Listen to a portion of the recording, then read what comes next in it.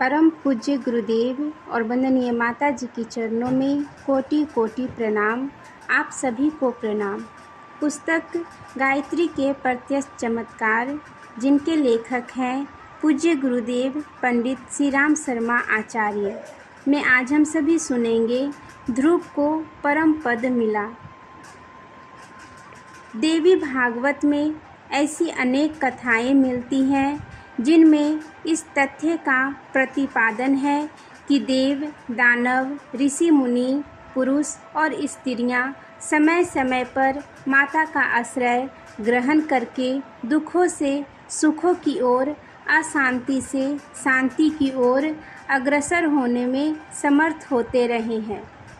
अनेक देवताओं तथा महापुरुषों ने भी अपने अनुभव की चर्चा इसी प्रकार की है, जिससे महामहिमामयी माता की महत्ता का प्रतिपादन होता है और इस तथ्य का समर्थन होता है कि इस कल्प वृक्ष के नीचे बैठने वाले की कामना पूर्ण होती रही है। इस कामधेनु का पैपान करने वाला सदैव अतृप्ताओं की क्षुधाओं से छुटकारा पाकर पूर्ण रूप ही बना है। ये उदाहरण हमारी श्रद्धा को जागृत करते हैं कि उपासना में तथा जीवन साधना में उन तत्वों का समावेश करें जिनका प्रतिपादन गायत्री तत्व ज्ञान के अंतर्गत किया गया है। ध्रुव कुमार अपना अनुभव सुनाते हुए राजाओं से महामहिमामयी सावित्री गायत्री का प्रभाव परिणाम बताते हुए निर्देश करते हैं कि उपासना सर्वश्रेष्ठ तथा सर्वोपरि है।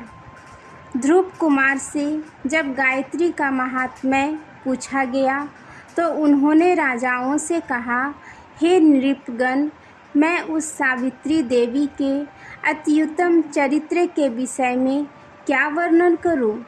उसका चरित्र ऐसा अप्रमेय है कि ब्रह्मादि बड़े बड़े देवगण उसे नहीं जानते हैं। हे नृपगण, यह देवी परम सात्विकी, सबसे आद्य महालक्ष्मी, वरेण्या तथा उत्तम शक्ति स्वरूपा है तथा इस जगत के पालन रक्षण करने में सर्वदा तत्पर रहा करती है। वह सावित्री देवी रजोगुण के स्वरूप वाली इस जगत का सृजन किया करती है और सत्व गुण का स्वरूप धारण करके इसका पालन करती है। जब तक प्रपंचात्मक विश्व का वह संहार करके लय करना चाहती है तो तमोगुण के रूप को धारण कर लेती है। इसके सर्वदा त्रिगुण संपन्न स्वरूप माने गए हैं। इसका जो निर्गुण स्वरूप है उसमें परम शक्ति है और वह समस्त कामनाओं के फलों को प्रदान करने वाली है। हे नृपोत्तम, ब्रह्मा आदि सबका यह कारण स्वरूप है। हे नृपगण, इसका निर्णय स्वरूप तो बड़े बड़े योगियों के द्वारा भी नहीं जाना जा सकता। जिसकी इच्छा से प्रजा का स्वामी ब्रह्मा इस संपूर्ण विश्व का सृजन किया करते हैं तथा भगवान हरि अनेक अवतार धारण करते हैं एवं भगवान शंभु इस जगत को संहार करके भस्म कर देते हैं। यह मनुष्य कैसा है जो ऐसी कल्याणकारी सावित्री देवी का भजन नहीं किया करता है। नारद जी की जिज्ञासाओं का समाधान करते हुए भगवान विष्णु ने देवर्षि नारद से कहा था कि सर्वोपरि उपास्य तत्व भगवती ही है। उसका आश्रय लेने वाला समस्त अशांतियों से छुटकारा पा सकता है और अपनी आत्मिक तथा भौतिक प्राप्ति का पथ प्रशस्त कर सकता है। प्राचीन काल के महामानवों की भांति इस समय भी सर्वसाधारण के लिए इसी महान आश्रय का अवलंबन करना उचित है। एक समय देवर्षि नारद जी ने भगवान नारायण के समीप में उपस्थित होकर उनसे पूछा, हे परम देवों के भी देव, आप तो श्रेष्ठतम एवं परम पुराण पुरुष हैं तथा इस समस्त जगत के आधार और सभी कुछ के ज्ञाता हैं। आप इस जगत का जो आद्य तत्व हो वह मुझे बताएं। इसकी उत्पत्ति कहाँ से होती है, किस में यह प्रतिष्ठित है तथा कैसे इसका अंत होता है। समस्त फलों का उदय कहाँ से होता है, किसका ज्ञान प्राप्त कर लेने पर मोह की भूमि इस माया का नाश होता है, किस जप ध्यान अर्चना से अंधकार में सूर्योदय की भांति हृदय में प्रकाश होता है। हे भगवान, आप कृपा करके इन मेरे प्रश्नों का उत्तर प्रदान कीजिए, जिससे यह लोक इस अंधकार से आसानी से तर जावे। महर्षि व्यास ने कहा, इस प्रकार के देवर्षि नारद जी ने जब पुराण पुरुष महायोगी भगवान नारायण से पूछा तो नारायण ने नारद जी की इस जिज्ञासा का अभिनंदन करते हुए कहा, हे वर्षे, इस जगत का जो उत्तम तत्व है उसे मैं बतलाता हूँ, तुम श्रवण करो। इस तत्व का ज्ञान प्राप्त कर लेने पर मनुष्य को जगत का भ्रम नहीं रहता। मैंने बतलाया है कि जगत का तत्व देवी है और यही अन्य देव ऋषि गंधर्व और मनुष्यों ने भी बतलाया है। यह देवी ही इस जगत का सृजन करती है और उसी के द्वारा इसका पालन होता है तथा अंत में नाश भी वही किया करती है। उसका वह स्वरूप मैं बतलाता हूँ जो कि सिद्ध ऋषियों के द्वारा समर्पित होता है। इस स्वरूप का स्मरण करने वालों के समस्त पापों का क्षय हो जाता है।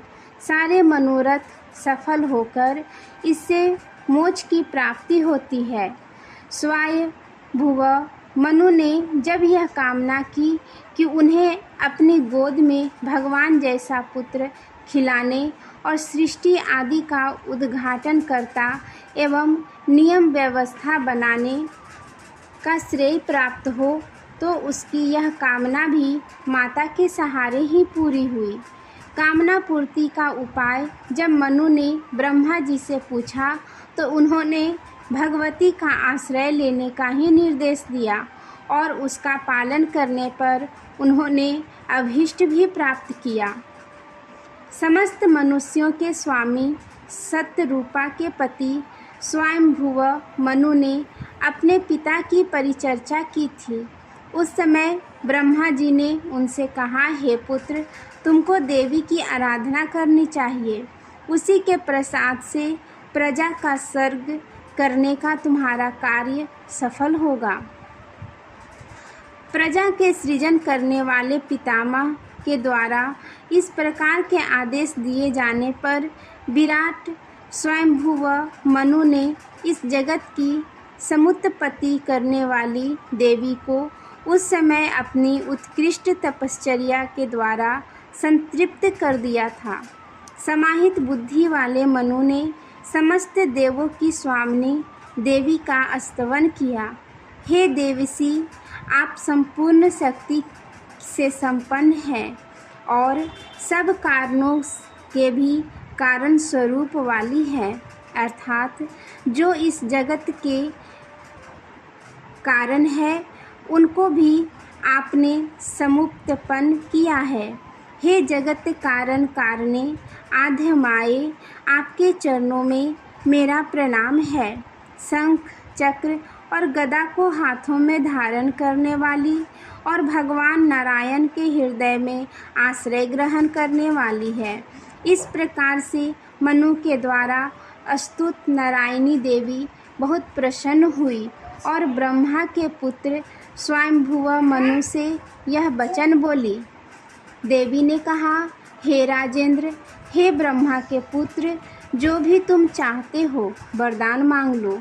तुम्हारे इस स्तवन और आराधना से मैं प्रसन्न हूँ। मनु ने कहा, यदि आप मुझ पर करुणा कर प्रसन्न हैं तो मैं यही चाहता हूँ कि प्रजा की सृष्टि निर्विघ्न होवे। देवी ने कहा, हे राजेंद्र, तेरी सृष्टि की उत्तरोत्तर वृद्धि होगी। मेरा यह स्तवन जो भी कोई पढ़ेगा उसकी भी विद्या और प्रजा की कीर्ति सिद्धि होगी। वेद ज्ञान और विज्ञान के उद्गम है। उनमें विश्व के सुख, शांति और प्रगति के महान रहस्य छिपे पड़े हैं।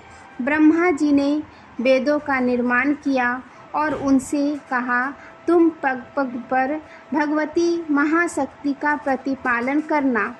गायत्री के शीर्ष भाग तथा 3 चरणों को मिलाकर इस महामंत्र के 4 खंड किए गए हैं और प्रत्येक खंड से एक एक वेद बनाया गया है। वेद गायत्री की व्याख्यान है और वे अपनी आदि जननी वेद माता के गुणानुवाद निरंतर गाते रहते हैं। वेदों की समस्त रचनाओं को गायत्री की व्याख्यान मात्र कहा जाए तो कुछ अत्युक्त नहीं। गायत्री संपूर्ण विद्याओं, सुख और समृद्धि का बीज है। उसे जानकर और कुछ जानना, उसे पाकर और कुछ पाना शेष नहीं रह जाता। आज के लिए यहीं तक। आप सभी को धन्यवाद। जय माँ गायत्री।